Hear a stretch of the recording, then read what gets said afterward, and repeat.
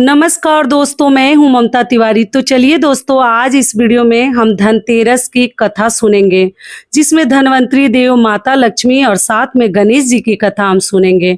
तो सबसे पहले जान लेते हैं, हर साल कार्तिक मास के कृष्ण पक्ष की त्रयोदशी तिथि को धनतेरस का पर्व मनाया जाता है।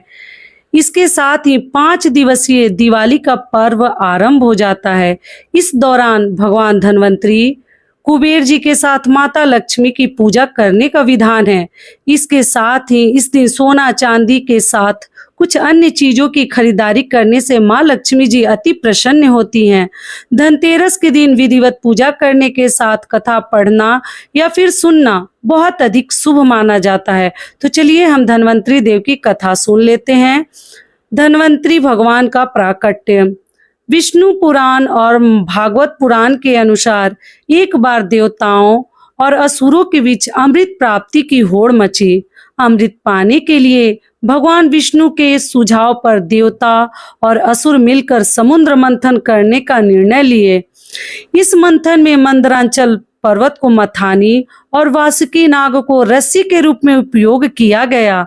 भगवान विष्णु ने कच्छप का अवतार लेकर मंदरांचल पर्वत को अपनी पीठ पर स्थिर रखा, जिससे मंथन की प्रक्रिया बिना किसी बाधा के चल सके।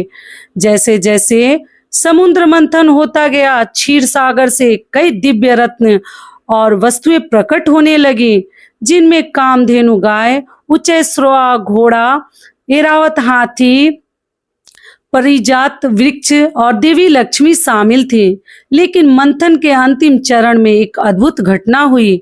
समुद्र से एक दिव्य पुरुष प्रकट हुए, जिनके हाथों में अमृत से भरा स्वर्ण कलश था। ये थे धनवंतरी, जिन्हें भगवान विष्णु का अवतार माना जाता है।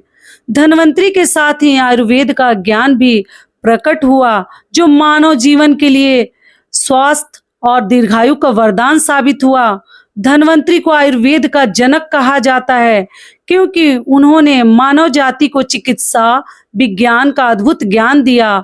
उन्होंने रोगों के निदान और उपचार की विधियां बताई, जो आज भी आयुर्वेद में प्रचलित है। उनके ग्रंथों और औषधियों, जड़ी बूटियों और प्राकृतिक उपचारों का विस्तृत विवरण मिलता है।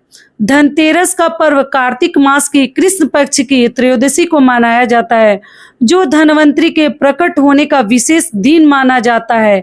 इस दिन लोग धनवंतरी की पूजा करते हैं और उनके आशीर्वाद से स्वास्थ्य, धन और समृद्धि की कामना करते हैं। मान्यता है कि धनतेरस के दिन खरीदारी करने से घर में समृद्धि आती है और धनवंतरी की कृपा बनी रहती है। धनतेरस की दूसरी कथा लक्ष्मी जी की कथा, जो कि आज आपको जरूर सुननी चाहिए।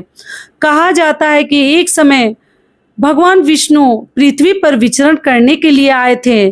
तब उनकी पत्नी देवी लक्ष्मी जी ने उनसे आग्रह किया कि वे उनके साथ चलेंगी। भगवान श्री विष्णु ने कहा कि यदि मैं जो कहूँ तुम वही मानो, तो मैं तुम्हें साथ ले जाऊंगा।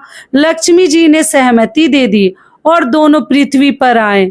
कुछ समय बाद भगवान विष्णु ने लक्ष्मी जी से कहा कि मैं अब दक्षिण दिशा की ओर जा रहा हूँ, तुम यहीं रुको और वहां मत जाना। परंतु लक्ष्मी जी का मन कौतूहल से भर गया कि आखिर दक्षिण दिशा में ऐसा क्या रहस्य है। वे उनकी बात मान नहीं पाई और भगवान के पीछे पीछे चल पड़ी। थोड़ी दूर चलने पर लक्ष्मी जी को एक सरसों का खेत दिखाई दिया, जहाँ सरसों के पीले फूल खूब खिले हुए थे। उनकी सुंदरता देखकर वे मंत्रमुग्ध हो गई और फूल तोड़कर अपने श्रृंगार में लगा लिया। फिर वे आगे बढ़ी और एक गन्ने के खेत में पहुंची, जहां उन्होंने गन्ने तोड़कर रस चूसना शुरू कर दिया। तभी भगवान विष्णु वहां आ गए और उन्होंने लक्ष्मी जी को देखा तो नाराज होकर कहा, मैंने तुम्हें यहाँ आने से मना किया था, फिर भी तुमने मेरी बात नहीं मानी और चोरी कर डाली। इस अपराध के कारण तुम्हें इस किसान की 12 वर्ष तक सेवा करनी पड़ेगी। यह कहकर भगवान विष्णु क्षीर सागर चले गए। लक्ष्मी जी उस गरीब किसान के घर रहने लगी। एक दिन उन्होंने किसान की पत्नी से कहा, तुम पहले स्नान करके मेरी बनाई हुई देवी लक्ष्मी की पूजा करो, उसके बाद रसोई बनाओ। तब जो भी तुम मांगोगी वह पूरा होगा। किसान की पत्नी ने वैसा ही किया। पूजा के प्रभाव से और लक्ष्मी जी की कृपा से अगले ही दिन से किसान के घर में अन्न धन रत्न और सोना भर गया। लक्ष्मी जी ने किसान को संपन्न बना दिया और किसान के 12 वर्ष बड़े आनंदमय ढंग से बीते। 12 वर्ष बाद जब लक्ष्मी जी जाने को तैयार हुई तो भगवान विष्णु उन्हें लेने आए, पर किसान ने उन्हें जाने नहीं दिया। भगवान विष्णु ने कहा, इन्हें कोई भी नहीं रोक सकता, वे चंचल स्वभाव की हैं।